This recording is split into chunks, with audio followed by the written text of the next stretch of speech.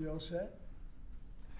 So I have some incredible people, and this is a very exciting thing that we're doing, and it was fast. They've wanted to do it. I understand they've been here hundreds of times over the years trying to do it, and they're going to give you a little bit of history. Roger Penske, everybody knows, he's a legend in many different things, but certainly in racing. He's won the Indianapolis 500 20 times. On the 18th time, I said, he's been a friend of mine for a long time, but on the 18th time I said, I think I'm going to give him the Presidential Medal of Freedom because, you know, how do you do that? Japan, Germany, Roger, right? Everybody, they want to win the Indy 500. Right. They spend billions of dollars getting a car, and this guy wins it like every year. He won it so many times that he ended up buying the track. So now he owns a track, he owns a race. It's pretty good. Now he's won it, though. He won it 2 times since he got it. And it's a total of 20. And didn't you win the Daytona 500? Yes. How many times? 4 times. That's all? That's terrible. I can't believe it. Anyway, if you win it once, it's like great. The guy's amazing. He's a genius, and a real genius at cars and racing. And they are going to put up something that's really amazing. It's really having to do with our great 250th birthday, where we're having so many wonderful things. UFC is coming, as you know, in front of the White House with a building literally a stadium. We're going to have over 100,000 people. And this is going to have a lot of people. I won't even say how many people because I think it can set a record for racing. It's going to be very, very important. We're celebrating Greatness with American Motor Racing. That's going to be the name of the event. It's going to take place on August 21st through the 23rd. And it's going to be so exciting, and I love the racing. I don't have a lot of time to watch it, but I love the racing. And just before we start, I will say numbers came out this morning. They're phenomenal for the country. So we announced yesterday that for the first time in, I think, 28 years, America made more steel than Japan. Can you believe it? Japan's a big steel country. America made more steel than Japan. The numbers are record-setting numbers. Every one of our numbers are doing. We've never had anything like it. We have over $18 trillion coming into our country. We're building thousands of plants and all sorts of businesses all over the United States. It's never been anything like it. $18 trillion investment. So we have over $18 trillion being invested in the United States of America. The record was $3 trillion 10 years ago, not by us, by another country. And we're going to do 18, and I think the 18 is going to go higher. We're just looking at 11 months. The 12th month hasn't come in yet, but it's going to bring us over 18, maybe even hit 20. So you have 18 to $20 trillion coming in, and we've never had anything like it. We have a record we just set, as you know. The S&P 500 just set a new record, 7,000. Nobody thought that was possible in this quick a time. They thought maybe at the end of 4 years or 5 years or 6 years. But we did it in the first year. And we had 48 stock market highs, Roger. So Roger's a big beneficiary because he has a lot of stock. But anybody that has stock, including people with 401ks. So the economy has never been like this.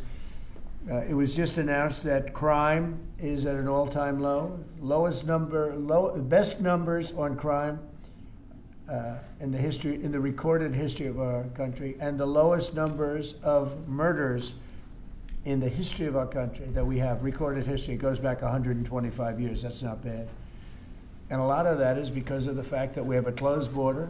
We've taken out thousands and thousands of criminals and murderers and drug dealers and everything else. And we've either brought them back to their country, or in some cases we have to put them in our jails because we don't want to have them come back. And so we don't want to just bring them back to their country and then they maybe come back. Despite our border, they're pretty sneaky, pretty smart.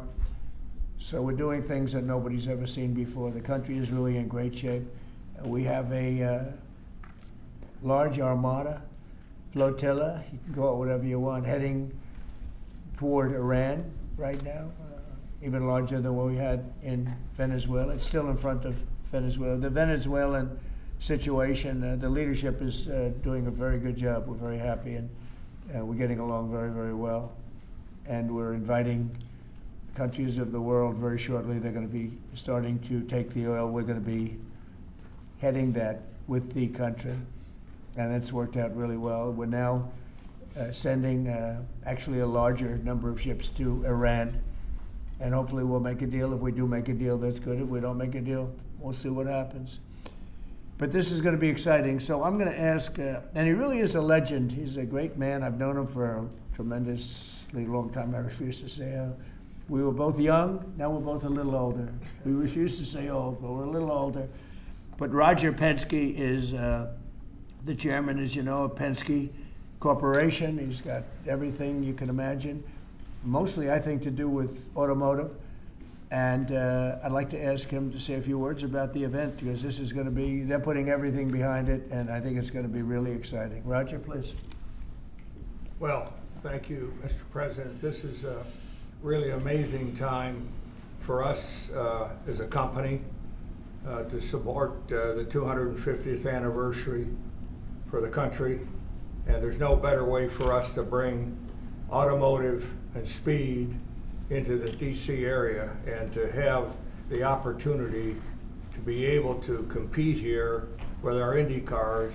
As you know, we own the Indianapolis Motor Speedway, and we're taking that history of over 100 years and the speed and what's taken place there with the different manufacturers and bringing it here to this race will be amazing. Certainly the Freedom 250, when you think about it, it's just a byproduct of what the President has done during this year. And this will be an event, obviously, in August, which will make a huge difference. And we're excited. Be areas for people to see. Most of the grounds will be free.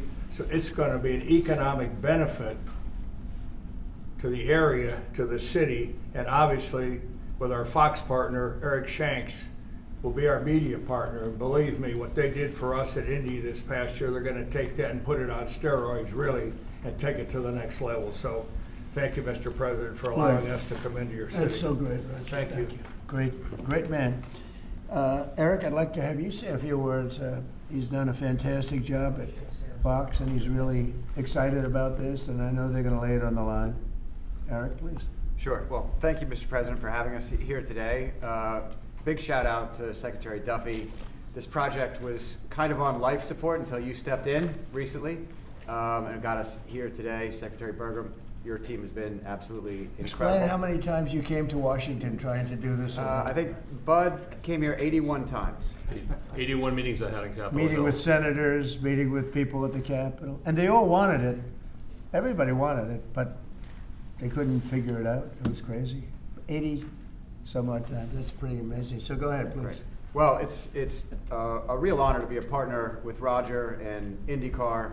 And at Fox Sports, we do the biggest events in sports. This year we have the FIFA World Cup that we'll be celebrating here as well. And then dovetailing right after that, to be able to celebrate America's birthday on Fox is an absolutely incredible honor. And everyone at Fox Sports can't wait to see exactly how this is going to unfold and bring it to life. So, Mr. President, thank you again for signing this today. And the big thing, it's August 21st through the 23rd, and I believe the race is on the 23rd, right? Yes. That's going to be incredible. They're going to have practice sessions. It's going to be just a very exciting period, I think, for Washington. If I could, I'd like to ask Sean Duffy, the Secretary of Transportation, who's terrific and doing a great job. Much more important than Sean is we have Rachel Campos Duffy here, and she's one of the greatest people I know and one of the greatest people on television, so most of you know her, but I don't think we'll have her speak about the race because she knows less about it than anybody up here. But she is fantastic. Sean, please. So the President gave us all a directive, which I'm grateful for. We're going to celebrate America's 250th birthday, and he asked all of us to think outside the box. How do we make this historic and cool, and let's all do this together? And he loves the country, he loves the birthday, and so we at DOT were working on this concept. We didn't know at the same time Penske was working on the same project too. And so we've come together, and Doug has been a wonderful partner. But to think 190 miles an hour down Pennsylvania Avenue, this is going to be wild. The last time we had a race in the capital city, Bud, was when? 1801, Thomas Jefferson with a horse race. A horse race in 1801, Mr. President. Now we're going to do a real race. That's so great. That's such a great. So listen, this doesn't happen. You know, we just don't come in and ask the president to sign. There's a lot of work that goes into this, as you can tell. Bud and my chief of staff Pete all had a lot of meetings on the Hill. We couldn't be more excited about this. Again, I'm going to repeat: this is free for the American people to come to your nation's capital and see a great road race. Freedom, America, speed, and road racing. It doesn't get more American than that, Mr. President. So thank you for signing this, and thanks for all of your support. You are fantastic, and what a job you've done. They put it together very quickly. They've been coming here for years, and everybody wanted it. You know, every senator wants it, every Congress, everybody wants it, but they don't get things done. Only Mr. President. Trump gets things done. We didn't have 89 meetings. We had maybe a half a meeting. I think this is probably about a half a meeting. I'd like to thank Pete Meacham for the great job you've done representing us, and Luke Bunting. These are two young people that work with us, and they've really been fantastic. I'd like to ask Doug Burgum to say a few words. He's very much involved through his position of interior, because a lot of the space is interior. He sort of has, I think he's the largest landlord anywhere in the world by far. So Doug, could you say a few words, please? Yeah, absolutely. Thank you, Mr. President. This birthday that's coming up, the 250th anniversary of America, Freedom 250, is the most monumental birthday maybe of any country ever in the history of the world. And President Trump, with his directive to celebrate this thing, we've got what's more American than race car driving? What's more monumental than the Indy 500 as an icon of what's going on in our country? And so merging the history and the tradition of our capital, Washington, D.C., with the speed and the innovation that goes on in the IndyCar series is incredible. And it's a great metaphor, because the speeds we're talking about is the speed of President Trump. I want to reiterate, there weren't 81 meetings with the Trump administration. I think it was, they called President Trump. He got Sean and I going, and that was like from Saturday till now, we have a race. 1 week. 1 week we have a race, as opposed to like 4 months of talking. So I think there's also a metaphor here about President Trump, who's an incredible sportsman. He's an athlete himself, but he loves sports. And so whether it's soccer, UFC, the football draft, NFL football draft coming, IndyCar, and all the teams that he hosts here. I mean, to any American who loves sports, you ought to love this president, because he's bringing professional sports to our capital. And again, August 21st to 23rd, you talk about the economic impact. By the time all these reporters get done telling the story, there's not going to be a hotel room available in this city on that weekend, because everybody's going to want to be here. Right. People that maybe have wanted to see an IndyCar race their whole life are now going to have an opportunity to come to their capital, celebrate 250, and see an IndyCar race for free. And they're going to be able to see it on the National Mall. And wherever you put down your lawn chair and watch this race for free, you're going to be staring at the Washington Monument, the Lincoln Memorial, the Jefferson Memorial. And I'm sure there's going to be fireworks this weekend too. I'm sure of that. And if you need a permit, you can get one from the Interior. So anyway, it's absolutely incredible. And congratulations to Sean, the Penske organization, Fox Sports, everybody for putting together. This is going to be a great celebration for America.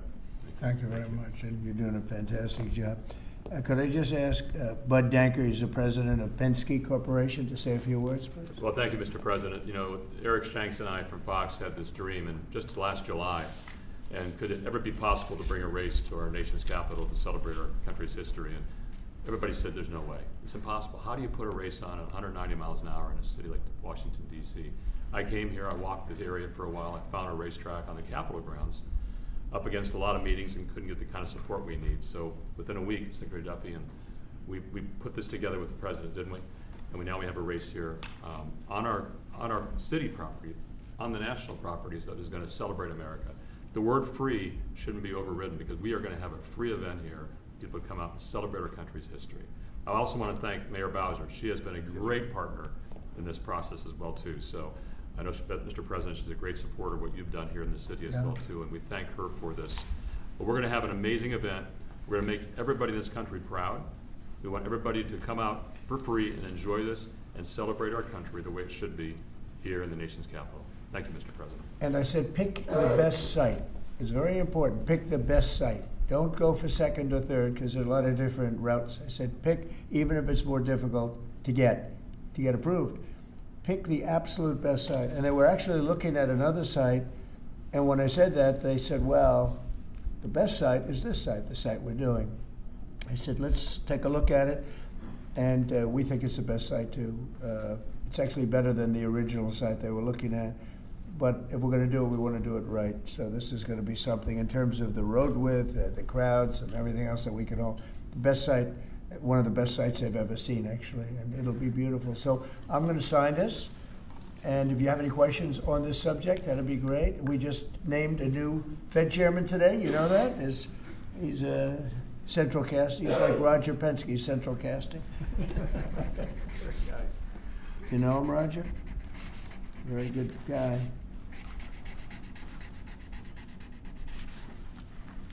Roger, no auto pen. I didn't use an auto pen. Here, Roger, take that. I will. Thank you, Mr. President. Oh, that's great. Here you go, my man. I didn't want to sign each letter. You know, they sign each letter. They hand pens. I used to watch these presidents. One letter. You got to see what it looks like at the end. Never looks too good. Here, Rachel, take that. That's for your team. Thank you. Congratulations. This is really exciting. Thank you. You have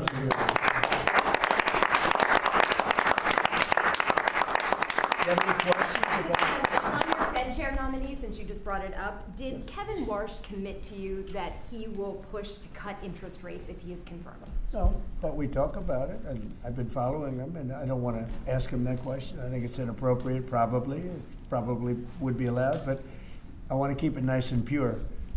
But he certainly wants to cut rates. I've been watching him for a long time. Senator Thomas Tillis. Did you have any concerns about his hawkish history of pushing for rate hikes?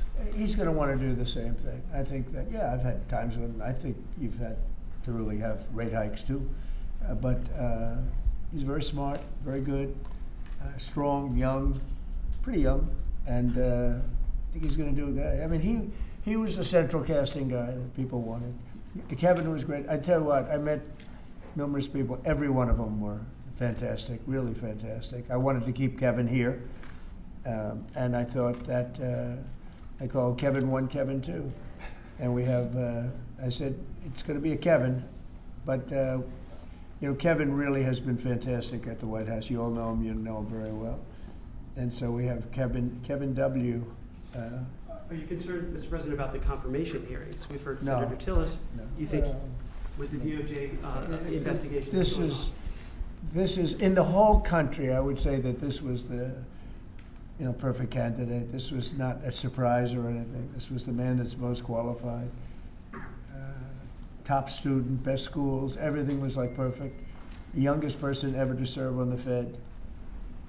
Got the whole package. Looks don't mean anything, but he's got the look, right? Roger, looks don't mean anything, but if they have the look, it's okay. But he's got the whole package, and I think he's going to do a great job, and he loves the country. Mr. President, why are you wait. Will you speak to Please, in the back, yes. Are you giving Iran any kind of deadline to make a deal before potentially taking Only military they action? know for sure. Have you communicated that to them Yeah, directly? I have. Mr. President, do you have a timeline for when you're going to pull back potentially the federal presence there?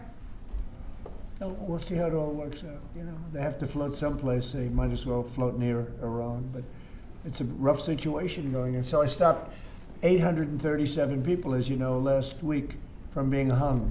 They were going to hang 830. It was all set, and I mean, I'm looking at the people behind me. They say, "What kind of racing's a lot nicer than that?" Right? They were going to hang 837 people, and I told them, if you do it, you're going to pay a price like nobody's ever paid before. And they pulled back. I appreciated that. But a lot of people are being killed, so we'll see what happens. I can say this: they do want to make a deal. Mr. President, about Virginia, actually. Virginia flipped the governors, and now they're looking at 50 proposals to increase taxes. What do you think about that? Well, I think it's terrible. I think a lot of people will leave Virginia.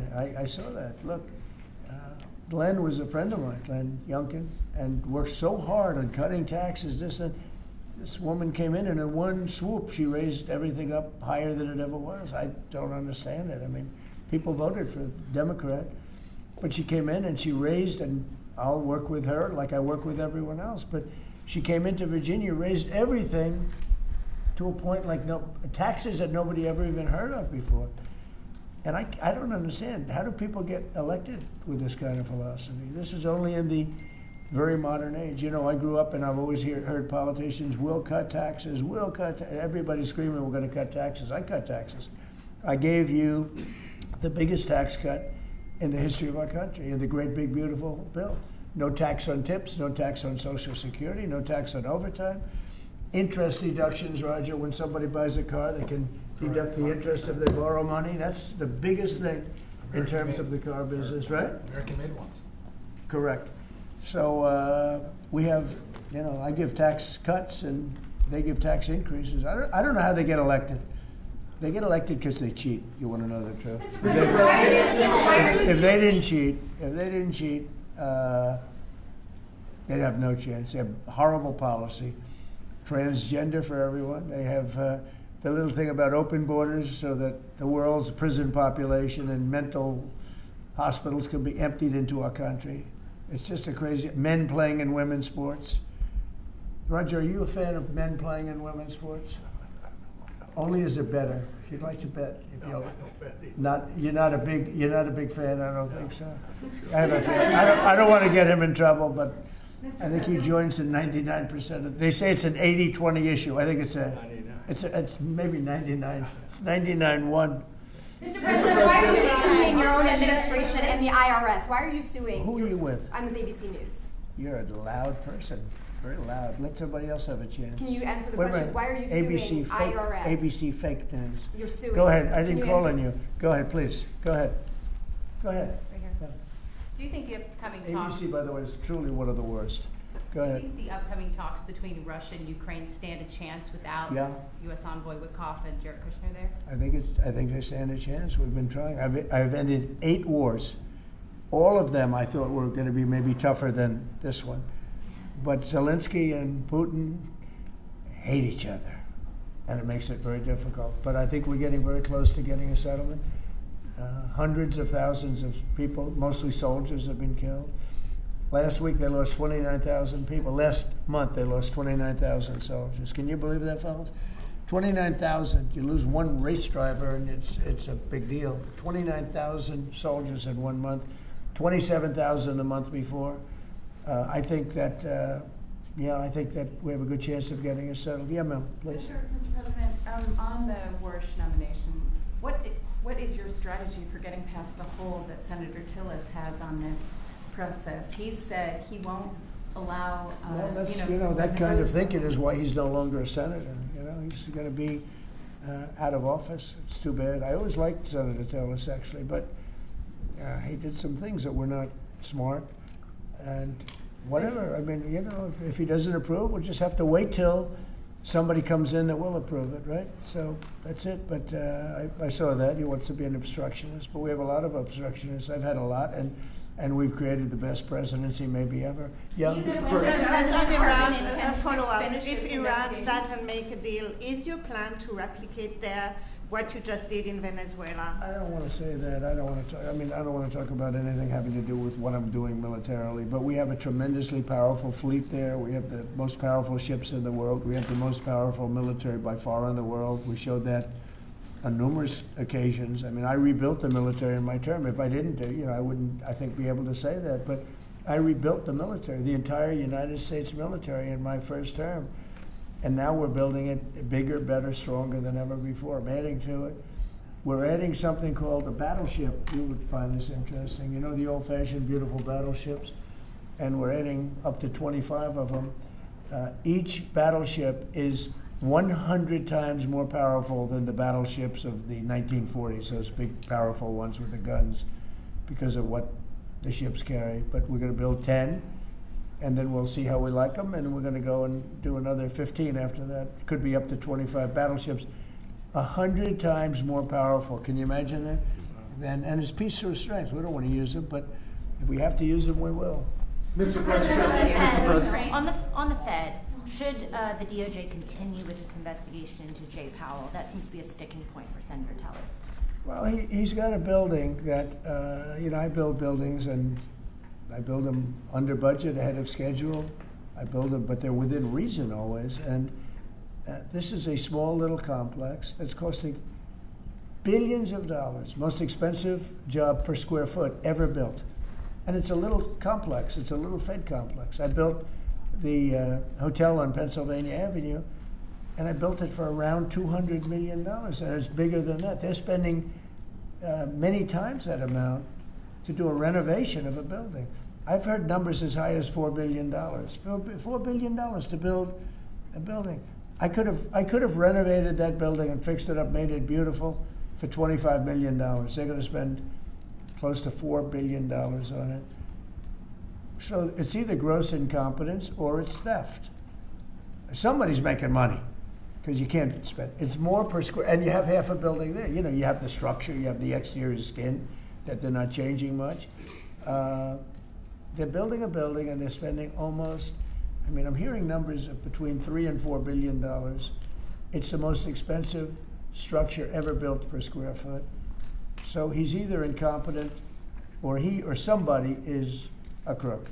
And we'll find out. Mr. President. Thank you, Mr. President. On Minneapolis, So, on Minneapolis, Governor Tim Walz recently likened the conflict on the ground to Fort Sumter, sort of imply that this is the beginning of a civil war. Do you agree with that characterization? Do you feel like there's a civil war brewing? The governor said that? The governor did. Well, does he know what Fort Sumter was, or do you think somebody wrote it out for him? No, this is, I was elected on law and order. I was elected on a strong border. We had a border that allowed 25 million people to come in. Many were murderers. They murdered people. We had 11,888 murderers.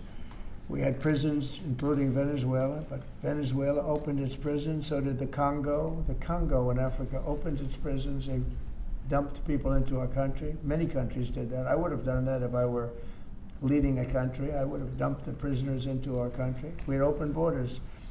We had all these things. I was elected on law and order. I was elected on the economy. I was elected on a lot of reasons. Because when I took over, we inherited a mess. Prices were too high. Inflation was the highest it was in 48 years. I say ever, but the media always corrects me by saying it's only 48 years. I think 48 years almost sounds worse. But when I was elected to do a job. And one of the big things I was elected to do is law and order. We now have the lowest crime rate in the history of our country. We have the lowest murder rate in the history of our country. We have Washington, D.C., which was a dangerous place to walk, is now a totally safe city. You can walk with your husband or your wife. You can walk with your children right down the middle of the city. Nothing's going to happen. We did a great job. We had the National Guard. We have soldiers. We have people that nobody's going to mess with. And we've taken out. Remember, it's not just that. In Washington, we've removed over 2,000 criminals. And you know, if you look at the numbers, a very small percentage of your population, 2%, 3% of your population causes 90% of the crime. So when you move it's amazing how that works. But the criminals go over and over and over again. So 2 to 3% of your population can cause over 90% of your crime. So it's not that complex. We moved 2,000 people out of Washington. We brought them back to their countries where they came from. They came through open borders by Sleepy Joe Biden. And I will tell you, Washington is safe. If you look at New Orleans, as you know, we went there about 4 weeks ago. I was with the mayor of New Orleans last night. He was at the premiere, and she was at the premiere. She was great. I believe she's a Democrat. She came over. She thanked me so much. She said crime is down more than 50% in just a few weeks. And you couldn't even walk down the street in New Orleans, it's so bad. And now they let us in there, and she is thanking me so much, so profusely. She was great last night. I'd do that if I were a Democrat. I'd say call Trump in, let them do what they do. But we remove people, criminals from the cities, and they become safe cities. If you look at Minnesota, Minneapolis, we have crime down there because we took out thousands of people, despite all the mess and everything else. But do these people really want to have rapists? Do they really want to have drug dealers and people from prisons and murderers? Do they really want to have them in the community? You know, it's really insurrectionists and agitators, and they're paid. And you can tell a lot of reasons. Number one, they're professionals, you know, with their mouth. But they're also, you look at the signs are all professionally made. They have signs that are gorgeous. In fact, I want to get the sign because I need a lot of signs for different things, and I want to find out whoever does their signs, they do a beautiful job. You know, everybody has this beautiful sign with brand new wood. It's like leather panels. They have a leather handle on the bottom. These are not people these are people that are handed signs, and we know pretty much, we're getting very close to it, but we know pretty much who's funding this stuff. These are paid insurrectionists, paid troublemakers. But I was elected by a landslide. I won every swing state. I won the popular vote by a lot. I won everything. And I was elected by a landslide on law and order and on strong borders. We had a border that was so bad, so open, where 25 million people came in over a period of 4 years, and now nobody comes in. Nobody even tries to come in. And I can only say, I think we'll say it very plainly, elections have consequences. The people want law and order. And we have a silent majority. You know, we have a silent majority of people. They don't go and riot and everything else, but they like what we're doing. They like having a safe city. I get calls every single day. Every person I see working in the White House, people I don't know, many people work here, and they say, I'd like to thank you, sir. Why? You've made Washington so great. We walk to work. They walk to work. You people know it very well. You walk to work now. You used to take an Uber or a taxi or something, and you even felt like in danger there. Every person in this building, I mean, virtually every time I see somebody, they thank me. Because a year and a half ago, they lived in hell, and now they can walk to work, and they're totally safe. Nothing's going to happen. And if anything did happen, the person that did it would be living in hell for a long period of time. Thank you very much, everybody. Thank you, Brad. Thank you very much.